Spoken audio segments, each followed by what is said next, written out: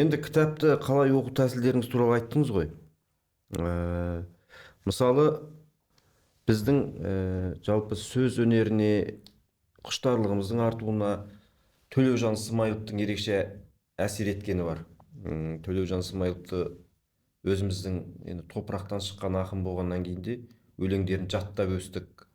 Әлі күнге дейін еңбектерін қарап арасында оқырмандармен бөлісіп отырамыз.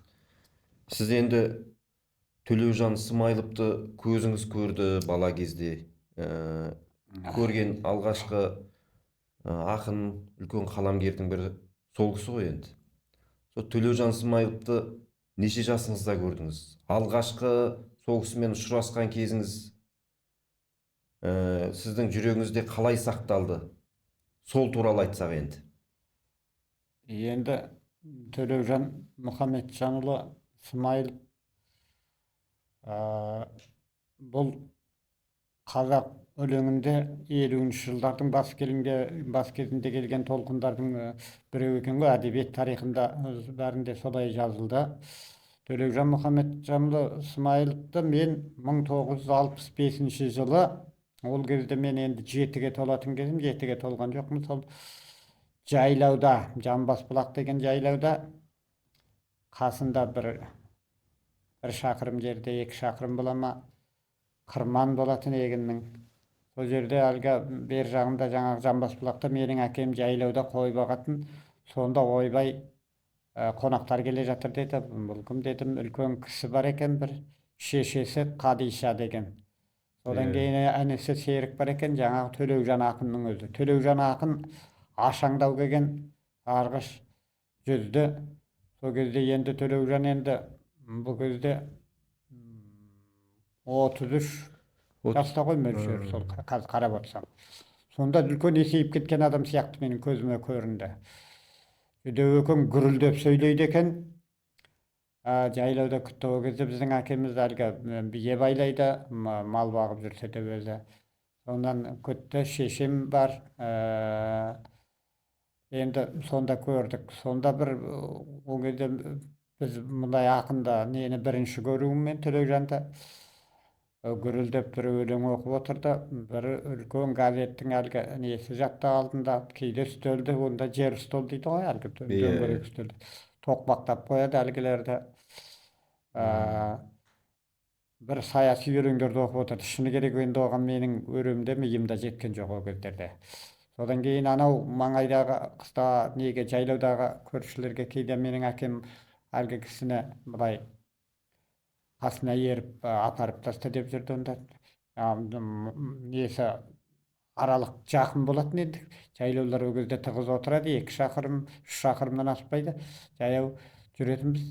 Енді айтқан әңгімелерінің көбін етпедік. Сонда менің бір сұрағанымда, аға, сіз ақынсыз ғой, өлеңді қалай шығарады деппін. Bir сұрағын қарасам, ақын деген ол енді ақын мына жылқының ішінде бәйгедің аттар сирек шығады ғой. Ол енді 2-ның бірі бәйге болмайды, 2-ның бірі ақын болмайды ғой. Ол Құдайдың жіберген бір сыйы шығар. Мынау маңайдың бәрі толып тұрған өлең жазатын адамға, мынау тауыңда, тасыңда, мына менің де жусаның да шөбіңде деп сүйдеді айтқаны. Ол кісі сіз 1-ші классқа барған кезде бір кішкентай көйлек беріпті дейді, иә? Бұл кісі енді сол кездерде неден келген кез екен ғой, мына Алматыдан бері қарай келген, елге қайтқан кез екен. Сол 66 жылдың августында мен 1-ші классқа сабаққа баратын болдым да, әкем пенсияға шықты әлгі зейнет кемалысына, орталыққа көшіп барып, үй болмай кигіз үйде отырды, көгалда бие байлайды. Содан ойымда қалып қойыпты. Астында құлат бар, үстінде сарбұлшылаты мен әлгі не, басында қара папағы бар. Сол кісі келді, Төлеужан ақын атын нетіп. Содан үйде шешем ғана болатын. Шешем әлгі кісіге қымыз құйды. Содан кейін ол кездегі әлгі Портвейн 12 деген шарап болатын. Соны әкеп қойды сандықтан. Сонысын әлгі кісі ала деген кішкентай қоржыннан бірдемені шығарып жатты. Сөйтсем 2 көйлек екен, шолақ жүн көйлек, кішкентай баланың әлгі не Шолақ жең біреуі жасыл, енді көк деп атайды ғой, жасыл. Түсті біреуі Нейлон ақ. ба? А, Нейлон көйлек па?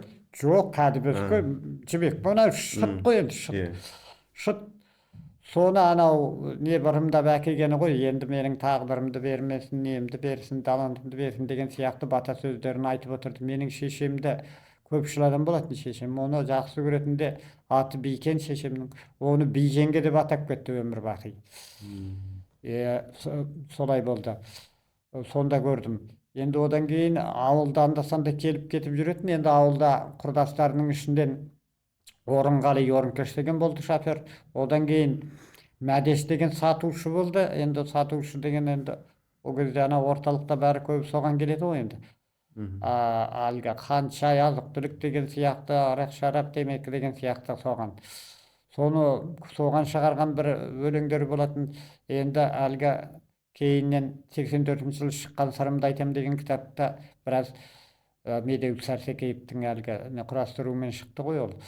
Сонда көп нәрселер қамтылған екен, соның ішінде жүр. Енді ол кісінің Жаңа шымшыма өлеңдері бар ғой, ауыздан ауызға жетіп жүрген ауылда айтылып жүрді ғой. Кейін кітаптарына да енді.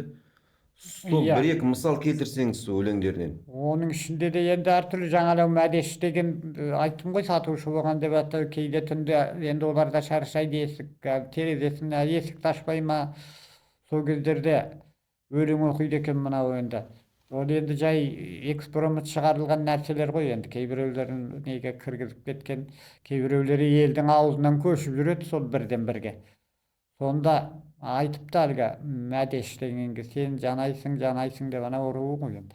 Қойшыларды қанайсың, күндіз түскен пайданы түнде отырып санайсың деп.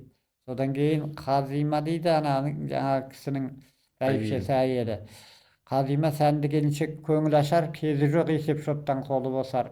Қайтеді мал біткен соң қой қырқылды болыпты, Мәдешіне орынбасар дейді. Ол кезде әлгі жұмыста әйелдердің көбі қой қырқуға көмектесетін. Ол жаппай науқан ғой енді.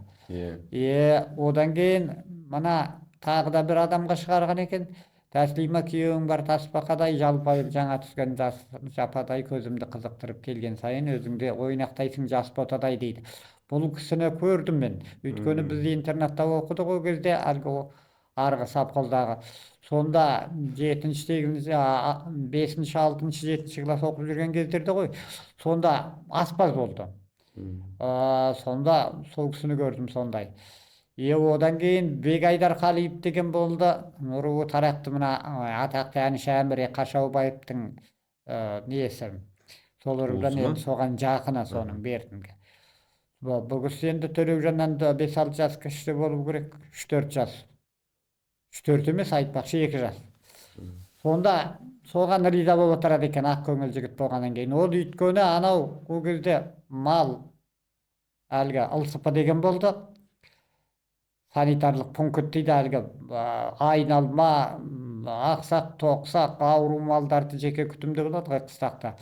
Сонда болды әлгі кісі, сонда бас шопан болды, мына кісі анда-санда барып жүреді екен. Сонда әлгі Ораш деген барып жүретін, сонда Ораш деген мал дәрігері болды, көбінесе мал емдеуге. Содан соларға арнап бір ауыз қағытты өлеңі бар екен. Дегенге Бегайдарым көрмегелі 100 болды көп айлардың. Орашпенен екеуің бірігіп ап, адалды арам қылып көп айдадың деп айтқан екен.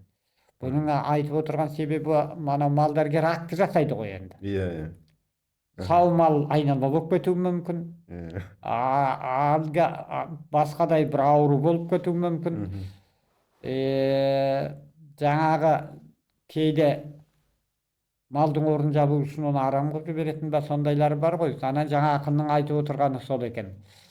Одан кейін біраз боғауызға ұласып кеткендері де бар, елдің аузында кеткендерін, замандастар нелерін айтып жүретін. Оның енді кейде айтуға да келмейтін нәрселер болған ғой оның. Төлеужан Смаев ауылға келген кезде кейде мына үлкен ауылдағы қариялар, сол кездегі шалдар есіктерін жауып алып, ішінен кілттеп алады екен. Сол кездерде бір шығарған өлеңдерде болды, Оның енді оны оларды сөгуге де болмайды ғой. Ол сен өлең тыңда деп айтасың бұларға, ол ұқпаса оның әркім әртүрлі қабылдайды. Олар үлкен Төлеужанның тіпті әкесінен үлкен шалдарды көрдім мен. Тіпті арғы ғасырдағы мысалы Төлебай, Құйқабай, Әдікей деген ол кезде ақсақалдар, біз үлкен ақсақалдарды көрдік әлгінің. Жаңа ғана өлеңнің кейіпкерлерінің ішінде жаңағылар жүр. Менің әкем Көшербай марқұм жаман қорқатын шыны керек.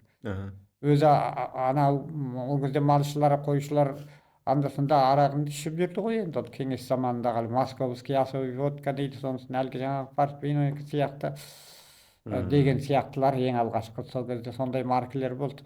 Менің сауаттылығым содан көрінбей, мен мектепке бармай тұрып солар сыртындағы жазуларды оқыдық. Сонда бұлар әлгіден қорқады шыны керек. Не тығылып қалуы мүмкін, не түнде барады да кейде үйлерін. Сондай жағдайлар болған нәрсе ғой енді.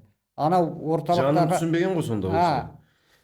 Төлежан Смайыловты түсінбеді ғой енді, жанын. Енді кейбіреулер енді қабылдап қондырғандар болды, кейіннен айтып отыратын. Енді Төлежанмен шамалас одан кішілер, малда жүргендері бар, сиыр баққандар, қой баққандар, қыстаққа келген уақытта анау ауылдағылар жаңағы айтып отырған шағын бөлімшенің орталығындағы шалдарға шығарған. Ол шалдардың бәрін көрдік. Олар енді түн ортасында ұйықтап жатқанда кім ұнатады енді ол бар. Солай ғой енді. Енді содан кейін өзі тағдырынан алып жүрген адам қуғын көрген шыны керек ол. Анау ашық түрде. Анау Алматыдан келді, одан жүрді. Анау солтүстік Қазақстанды істеді ол. Неде? Қызылжарда. Павлодар облыстығы Қызыл ту газетін істеді, өмірбаянында бәрі жазылған ғой. Енді әбден талай жерде одан қайтадан Алматыға барып, содан тауға да тасқа да сіңбей ақыры жүрген елге кеп сондай жағдайда жүрді енді. Енді бұл кісінің жалпы отбасы туралы қысқаша айтып өтіңізші. Әйелімен ерте ажырасып кеткен дейді.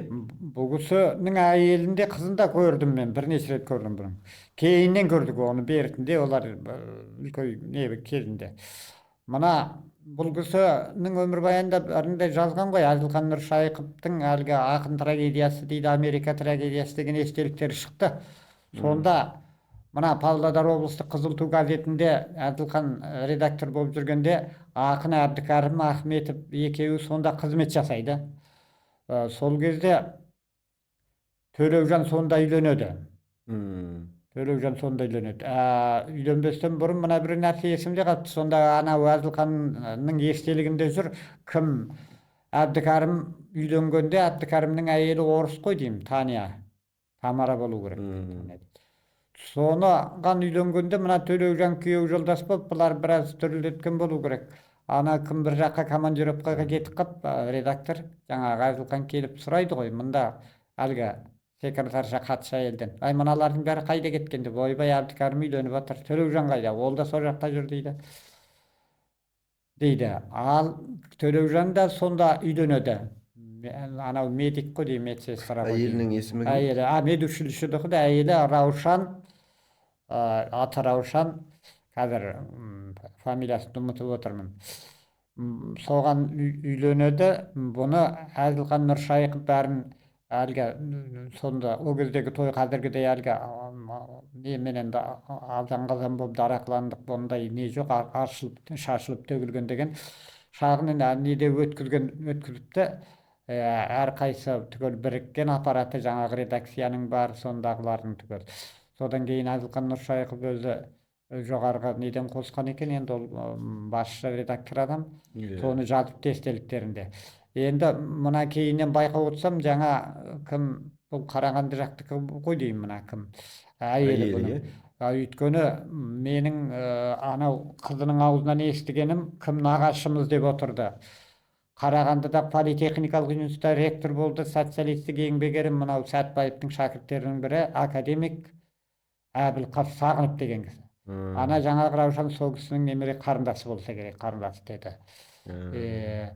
Бұл енді кім қайтыс болды, әйелі кейіннен бірнеше рет келіп жүрді. Ана Төлеужан марқұмнан жаңадан зиратын бұрынғы орнынан қозғап былай жеке 92 жылы 60 жылдығына байланысты мазар көтерілді.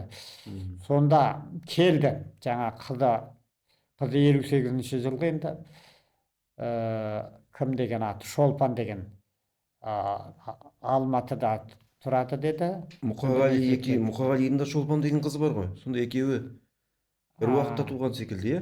Енді солай қойған ғой, оның атын кім қойғанын білмеймін. Мына кім Төлеужанның шешесі қойды деп бір естідім. Павлодарда болғанда дейді, Хадиша марқұм қойды деп. Енді Төлеужанда жаңа айтатын болсақ, бұл негізі тегін нәрсе келмейді. Тақыр жерден шөп шықпайды ғой өзі. Бұның арғы жағы нағашы жұрты Қамбар Жанақ ақын. Бағана қалып қолды көрпеш Баян Сұлу жырлы айтып отырдық қой. Бұл енді бұл қобызбен неткен ғой көбінесе. Қобызды қолданған жаңағы Жанақ. Оның үстінде бұл Жанақтың өз қазақ даласында даңқы көп шыққан. Оны Шоқан Уәлиханов та онымен кезіккен, жазып алған. Мына Найманның түбек бастатқан 17 ақынымен айтысып, бәрін жеңіп дейді. Ішінде әлгі кім бала ақын Сабырбайдан ғана тоқтады деп жазып жүреді ғой. Одан кейін бұл Төлеужанның аты Төлеужан қоюының себебі дейді, әлгі 31-ші жылы көтеріліс болды ғой. Мынау ашаршылық деген коллективизацияға әлгі ұжымдастыруға байланысты. Сол кезде Көкшетау қамбарларының көтерілісінде көп адам қырылды. Қалғандары жан жаққа жер ауып кетті ғой. Мына жағы Ресей, мына жағы Өзбек пен Қырғызға алды, соған дейін өтті, мына жағы Қытайға кетті деген сияқты. Сондағы азаматтардың төлеуі болсын деп бұның атын Төлеужан қойған дейді. Бұның атын қойған дегенде мен үлкен ақсақалдардан естідім. Олар енді әлгі жаңа Төлеужанның әкесімен замандас. Тіпті одан да үлкен. Енді бұның Төлеужанның әкесі Мұхамеджан Исмайылов. Соғыс басталғанда соғысқа кеткен, колхоздың төрағасы болып тұрыпты. Содан майданда қаза тапқан енді. Бұлардың өзі көбінің тағдыры солай ғой. Ана Мұқағалидың әкесі Сүлеймен де кеткен. Бұл мына ақын жазушылардың көбі, қалған азаматтар да солай, елдегілердің. Көбі сол майданда кеткен, сол жетім болып өскен, тесік өкпе дейін ба, қазақ бұндайда барлық ауыртпалықтың бәрін солар көтерген. Сонда ана Төлеужанның жаңа айтайын деп отырған жаңағы нағашысы болыпты, атын қойған Гаухарбек Балтақаев деген. Бұл енді мына Семейде Мұхтар Әуезов оқыған педтехникум дейді, ол кезде кейіннен қазір мына педколледж деп жүр ғой, педучилище болды кезінде. Ерте заманда бұнда қазақтың көп қайраткер азаматтары оқығаны бар. Әлгі сонда болған әлгі кім? Жүсіпбек Аймауытов, Қаныш Сәтбаев, Мұхтар Әуезов, Мұсатай Ақынжанов дейді, ана кім? Мәннен Тұрғанбаев дейді, тағы үлкен қайраткер азаматтар ақын, анау Иса Биназаров деген ақын болды. Солар оқығанда сонда мынау жаңағы кім? Гаухарбек Балтақаев. Сонда оқыған екен. Бұны айтып отырғаным 1903 жылы туыпты да 33 жылы түрмеде атылған екен. Жаңағы көтеріліске қатысқан бұл жаңағы неге байланысты жаңағы ашаршылық. Ұжымдастыруға. Сонда осы Гаухарбек Балтақаев мынаның нағашысы деді, мына төкпе ақын адам екен, бір жағы содан келген сияқты мынаған. Ол ақындық тегін қонбайды ғой. Бұның жаңа Гаухарбек Балтақаевтың елдің аузында сақталып қалған бір ауыз өлеңі бар еді. Не жазығым ауылыма деп жазған атылсын деп қаулыға ер кетті жергеңді не істейсің егінек Көкшетаудың бауырына деген бір ауыз өлең қалыпты дейді. Төлеужан енді бетің бар жүзің бар демей айтып салатын адам, және мынау қазақ өлеңіне төңкеріс жасаған реформатордың бірі болды. Бұл туралы енді ана бір қысқа жақсы жазған. Сонда айтыпты ғой, бұл енді Маяковский дәстүрін қазақ өлеңіне әкелді. Оны құрғана көшірме жасаған жоқ, соны өзгеше леппен қазақ өлеңіне сондай кезінде біраз өзгеріс жасады деді. Төлеужан Смайылов 14 жасында Казгуге түсті оқуға. Сонда қалай болды? Мектепте секіртіп оқытты дейді, сол рас па? Секіріп оқыды деп. Бұны жазғандардың ішінде енді бұл Төлеужанның тағы бір нағашысы, тағы ол да ақын Қамбар руынан шыққан кім деген? Кәшап Туғанбаев жазды. Бұлар өзі ол жерден бірнеше ақын шыққан. Кәшап Туғанбаев Одан кейін Әли Мұсақанов деген екеуі де соғысқа қатысқан 24-25 жылғылар бұлар. Кашап Туғанбаевты ылғи көріп жүретін, міне Семейден ылғи демалыс күндері балық аулап отыратын. Бұл да сол Маяковский дәстүріндегі ақын болды. Әли Мұсақанов Алматыда енді қайтыс болды бұл кісі. Сонысын Нұтфолла Шәкенов деген ақын болған. Бұлардың айтқандары жаңа не туралы айттың? Жаңағы мектепті жаңағы секіріп. Сонда кімнің Кашап Туғанбаевтың естелігіне қарағанда бұл мектепті ол кезде мынандай не болыпты. Сондай бір ереже қалыптасқан. Егер ол үлгерімді дұрыс үлгеріммен аяқтап жоғары үлгеріммен болатын болса, секіртіп оқытатын сондай болыпты. Сонда бұл 1946 жылы мектепті бітіреді. Соғыс біткеннен кейін. Сонда қарасаңыз 14 жаста. 14 жаста. Ал негізі кейбір деректерден сақталмаған деректерде бұны 1931 жылғы дейді. Бірақ документте 32 жылғы деп әлгі метрика дейді ғой, солай жазылған дейді. Сонда бәрібір не болса болсын 14-іне 15-іне тым ерте ер жеткен мынау. Ол енді мектепте жүргенде сонда әлгі Қайнардағы неде аудандық газет болады ғой ол кезде, мал шаруашылығы деген, соған өлеңдері шығып жүрді дейді. Оны жаңағы кім сонда әдеби қызметкер болыпты, әлгі Кашап Туғанбаев. Соның естелігінде айтылған. Енді ол одан кейін барғанда оқуға түсті дейді. Ол кезде әлгі Мамыражай соғыстың енді аяқталған кез, конкурс қатты емес. Және анандай таланттар қалай түспейді енді. Сол түсіпті, бұл ерте көрінген.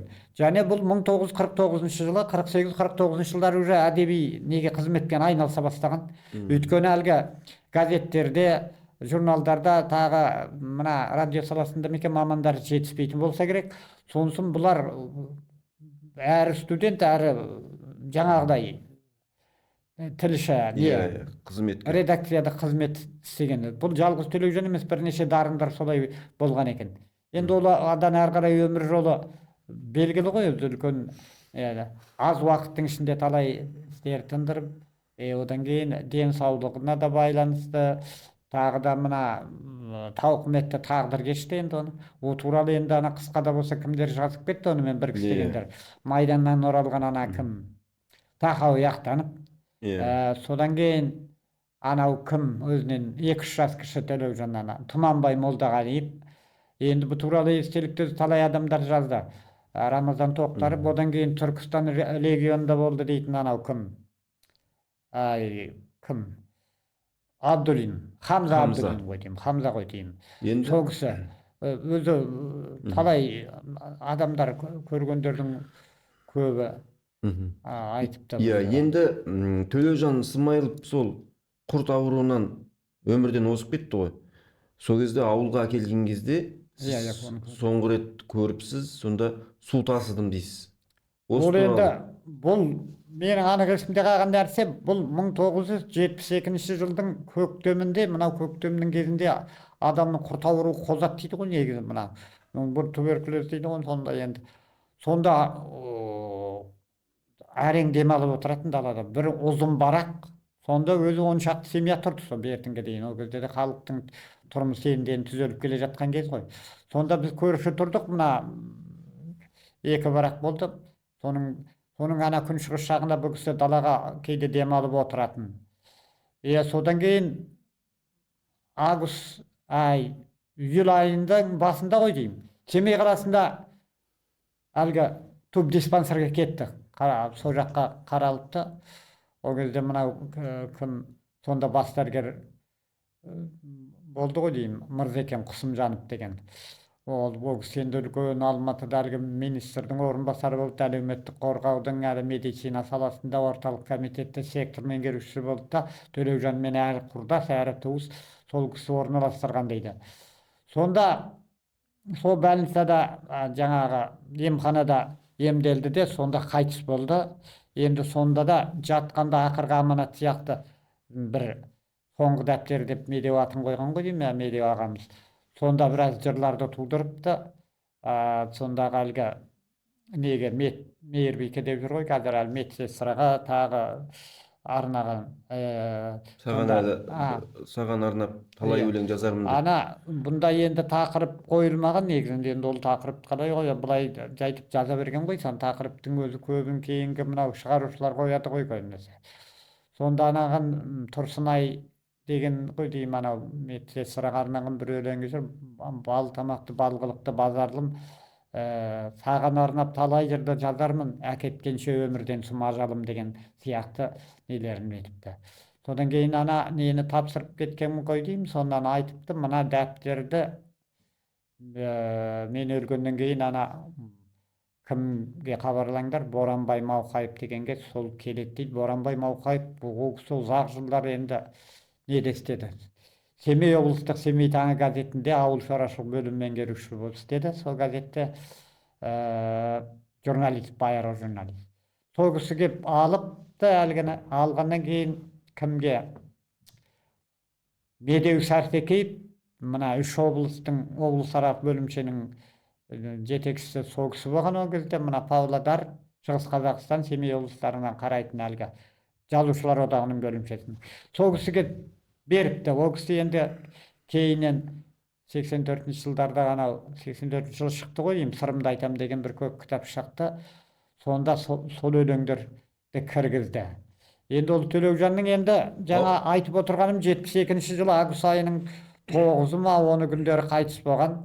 Сонсын 12 тамыз күні әкелді. Ана жерде жаңадан мектеп салынып жатқан ауылдан. Әлгі Саманнан мектеп салып жатқан, 8 жылдық мектеп ашылатын болып. Сондағы Молдахан Жақайбеков деген ГАЗ-53 машинасында жүрген самасы болмай менің ойымда қалып қойыпты. Бір ақсақалы шал, анау күшейіп кеткен түні неше күн дейді, бесіктігіміз бекен, одан жоғарғысы ма, содан асқадан жарылып кеткен ғой деймін, бір ақсақал қайтыс болды, құрылыста жүрген. Семей қаласынан құрылысқа келген. Соны алып кетті де қайтарда Төлеужанның кісінің ақынның мәйітін алып келді. Содан екі барақтың арасына кигіздікті. Сонда түнемелге сонда қойды.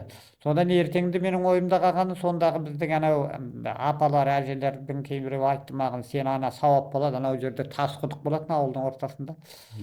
Қауғалы тас құдық. Сонысын 2 шелек таза. Әлгі темір шелек, жаңа. Сонысын бекте әлгі марлы не жазылған деп, соны алып кеп әлгіден.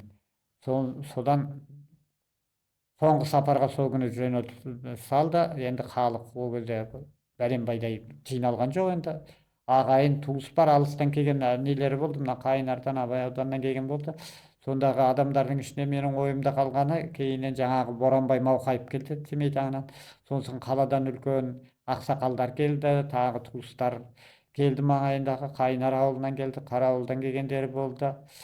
Енді адамдар солай болды.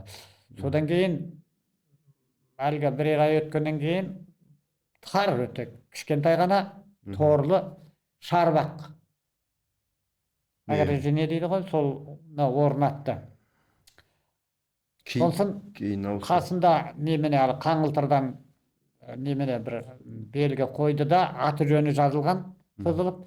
Сонысын кәдімгі фото болады ғой, Чернобели деген. Соны апарыпты да ненің ішіне сақ қойыпты, бір шынның ішінде. Оны кейінен бірер жыл тұрды ма, тұрған жоқ екен. Ана жаңбыр шаяды екен ғой, бәрібір кіріп анаған.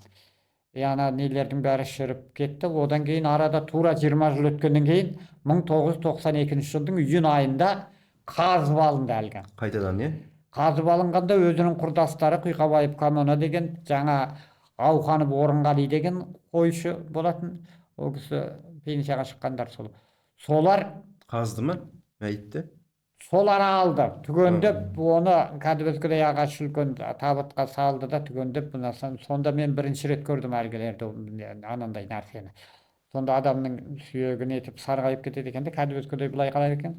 Соны құрастырған сияқты кәдімгідей әлгіні етті, ана топырақтан қайта топырақ салды. Таудың етегіне. Бұл 20 жылдан кейін. Содан кейін анау қазып дайындап қойған жаңа мазарға апарып көшірді. Жоғары жаққа қойды бері.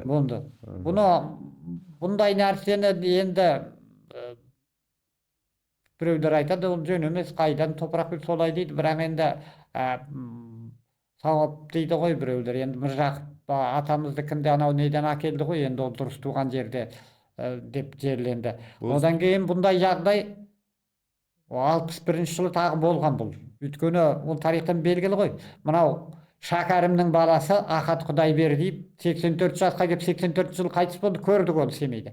Сол кісі өзінің әкесінің сүйегін 30 жылдан кейін ана құрғұдықтан қазып алып, үлкен ақолдиша шамаданға салып, алып келіп, ана Абайдың қасына жерленді ғой кейіннен қазір. Кейіннен әлгі ат бесік дейді екен ғой, бұрын солай ғана жерлеген. Кейіннен ананың бәрі өзгерді ғой, қазір үлкен мавзолей кесене салынған. Өзінің жырлайтын жаңағы боз төбесі сол ғой, Иә, боз төбе деп отырған сол жер, анау тау, кішкентай төбелер ғой енді. Бізде енді төбелерді тау дей береміз, енді Сарыарқаның қазағы болғаннан кейін.